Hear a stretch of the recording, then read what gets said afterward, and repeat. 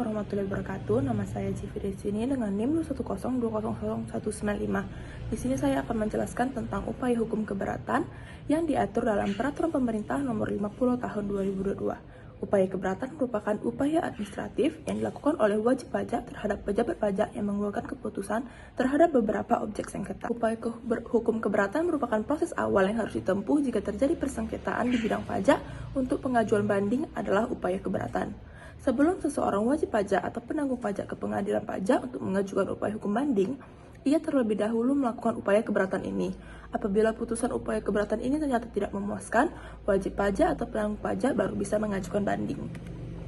Syarat pengajuan keberatan pajak diatur dalam Peraturan Menteri Keuangan Republik Indonesia Nomor 8/PMK 03/2013. Syarat yang pertama adalah diajukan secara tertulis dalam bahasa Indonesia. Syarat yang kedua adalah mengemukakan jumlah pajak yang terutang atau jumlah pajak yang dipotong atau dipungut atau jumlah rugi yang menurut penghitungan wajib pajak dengan disertai alasan-alasan yang menjadi dasar penghitungan. Yang ketiga, satu keberatan diajukan hanya untuk satu surat ketetapan pajak, untuk satu pemotongan pajak atau untuk satu pemungutan pajak. Yang keempat, diajukan dalam jangka waktu 3 bulan sejak tanggal 1 surat ketetapan pajak ditertibkan, atau 2 pemotongan atau pemungutan pajak oleh pihak ketiga, kecuali wajib pajak dapat menunjukkan bahwa jangka waktu tersebut tidak dapat dipenuhi karena keadaan di luar kekuasaan wajib pajak. Yang kelima, surat keberatan ditandatangani oleh wajib pajak. Dalam hal surat keberatan ditandatangani oleh bukan wajib pajak, surat keberatan tersebut harus dilampirkan dengan surat kuasa khusus. Tata cara pengajuan keberatan pajak diatur dalam Peraturan Menteri Keuangan PMK Nomor 202/PMK 03/2015. Wajib pajak dapat mengajukan keberatan hanya kepada Direktur Jenderal Pajak atas suatu A. Surat ketetapan pajak kurang bayar, B. Surat ketetapan pajak kurang tambahan, C. Surat ketetapan pajak lebih bayar, D. Surat ketetapan pajak nihil atau bayar, E. Pemotongan atau pemungutan oleh pihak ketiga sesuai dengan ketentuan peraturan perundang-undangan di bidang berpajak. Pihak yang mengajukan keberatan adalah 1. Bagi wajib pajak badan oleh pengurus, 2. Bagi wajib pajak oleh orang pribadi oleh wajib pajak yang bersangkutan, 3. Pihak yang dipotong atau dipungut oleh orang ketiga. Nah, kuasa yang ditunjuk oleh mereka pada butir 1-3 dilakukan dengan surat kuasa khusus untuk pengajuan keberatan. Sekian dari saya, terima kasih. Ya, baik, saya akan menjelaskan mengenai tentang gugatan. Yang pertama, apa itu gugatan dalam pengadilan pajak? Berdasarkan pasal 1 angka 7 Undang-Undang Nomor 14 Tahun 2002 tentang pengadilan pajak, gugatan dalam pengadilan pajak adalah sebuah upaya hukum yang dapat dilakukan oleh wajib pajak atau penanggung pajak yang bersangkutan atas pelaksanaan penagihan pajak atau atas keputusan yang dapat diajukan gugatan sesuai dengan undang-undang terkait perpajakan yang berlaku. Gugatan yang dilakukan oleh wajib pajak atau penanggung pajak nantinya disampaikan kepada pengadilan pajak sebagai badan peradilan yang melaksanakan kekuasaan kehakiman bagi wajib pajak atau penanggung pajak dengan tujuan untuk mencari suatu keadilan atau sengketa pajak. Yang selanjutnya, objek gugatan. Terdapat 4 objek gugatan yang dapat digugat pengadilan pajak. 4 objek tersebut yaitu: pertama, itu adalah pelaksanaan surat paksa, surat perintah, melaksanakan penyitaan atau pengumuman lelang. Yang kedua, itu adalah keputusan pencegahan dalam rangka penagihan pajak. Yang ketiga, keputusan yang berkaitan dengan pelaksanaan keputusan perpajakan.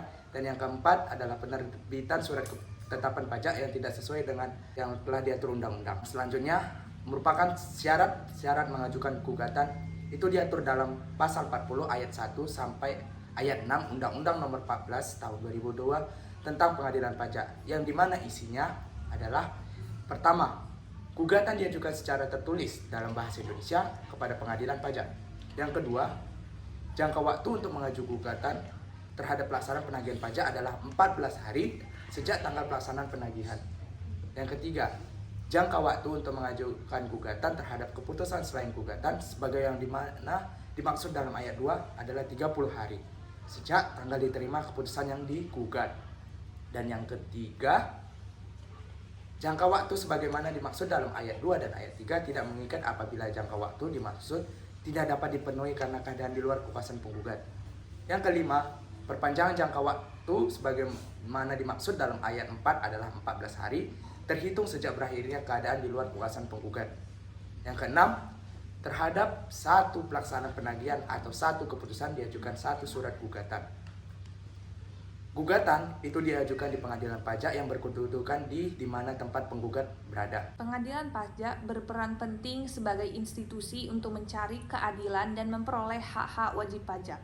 Wajib pajak yang tidak setuju dengan hasil keputusan otoritas pajak diberi kesempatan mengajukan upaya hukum ke pengadilan pajak. Salah satu upaya hukum yang dapat ditempuh oleh wajib pajak dalam memperoleh keadilan di pengadilan pajak adalah banding. Upaya hukum banding dapat ditempuh setelah wajib pajak menjalani proses keberatan terlebih dahulu. Apabila wajib pajak masih belum puas dengan surat keputusan keberatan yang dikeluarkan oleh otoritas pajak, wajib pajak dapat mengajukan banding ke pengadilan pajak. Berdasarkan pasal 1 angka 6 Undang-Undang Nomor 14 Tahun 2002 tentang Pengadilan Pajak, banding adalah upaya hukum yang dapat dilakukan oleh wajib pajak atau penanggung pajak terhadap suatu keputusan yang dapat diajukan banding berdasarkan peraturan perundang-undangan perpajakan yang berlaku. Berikut adalah syarat dan ketentuan banding perkara pajak. Yang pertama, diajukan dalam jangka waktu 3 bulan sejak keputusan keberatan diterima. Yang kedua, jangka waktu tersebut tidak mengikat apabila tidak dapat dipenuhi karena keadaan di luar kekuasaan pemohon banding. Yang ketiga, satu keputusan diajukan dalam satu surat banding. Yang keempat, disertai alasan-alasan yang jelas dan mencantumkan tanggal terima surat keputusan yang diajukan banding. Yang kelima, melampirkan surat keputusan yang diajukan banding. Yang keenam, telah membayar 50% dari jumlah yang terutang. Yang terakhir, surat banding diajukan oleh wajib pajak, ahli warisnya atau kuasa hukumnya, pengampu, atau yang menerima pertanggungjawaban. Baik, setelah mengetahui mengenai banding dan gugatan, sekarang kita akan mempelajari mengenai konsekuensi hukum dalam pengajuan sengketa. Nah, dalam pengajuan sengketa, kita akan menggunakan asas praduga rehmatik, di mana dalam asas ini menjelaskan bahwa keputusan yang telah dikeluarkan oleh pihak berwenang ataupun disebut basiking tidak dapat ditunda. Jadi apabila kita melakukan pengajuan sengketa, keputusan tersebut tidak dapat ditunda kecuali diatur dalam peraturan perundang-undangan yang lain ataupun hakim memberikan putusan sela terhadap putusan itu untuk dilakukan penundaan. Lalu bagaimana apabila banding yang telah diajukan tadi ditolak ataupun diterima sebagian? Nah, berdasarkan pasal 27 ayat 5D Undang-Undang KUP tahun 2007, dalam hal permohonan banding ditolak ataupun dikabulkan sebagian, wajib pajak tetap dikenakan sanksi administrasi berupa denda sebesar 100% dari jumlah pajak berdasarkan putusan banding dikurangi dengan pembayaran pajak yang telah dibayarkan sebelum mengajukan keberatan.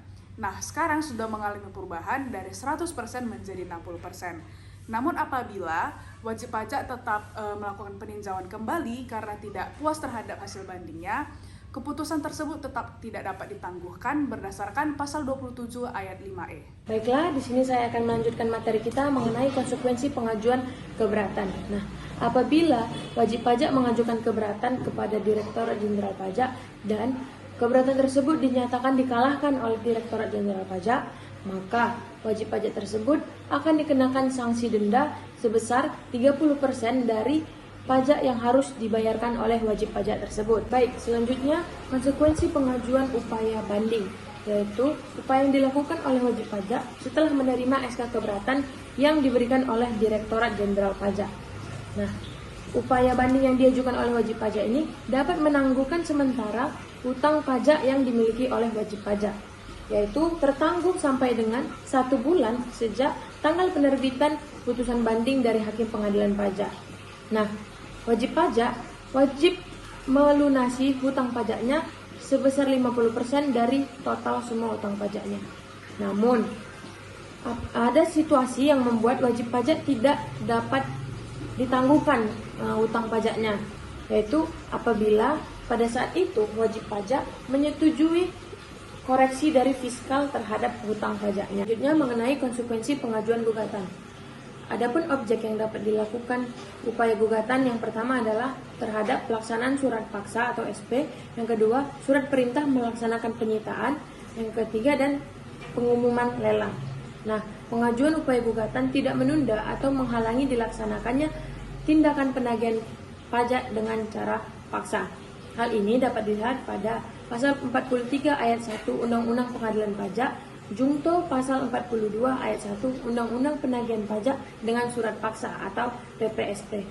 Namun, penundaan tersebut dapat terjadi atau dapat dilakukan apabila ada putusan sela yang dijatuhkan oleh hakim pengadilan pajak sebelum berakhirnya proses pemeriksaan sengketa gugatan tersebut. Selanjutnya, saya akan membahas mengenai konsekuensi pengajuan upaya hukum peninjauan kembali atau PK. Nah, apabila salah satu dari kedua belah pihak yang berperkara mengajukan upaya PK terhadap putusan hakim pada pengadilan pajak sebelumnya, maka putusan yang telah diberikan oleh hakim pengadilan pajak sebelumnya tetap dilaksanakan, mengingat putusan tersebut memiliki sifat eksekutorial atau dapat dieksekusi.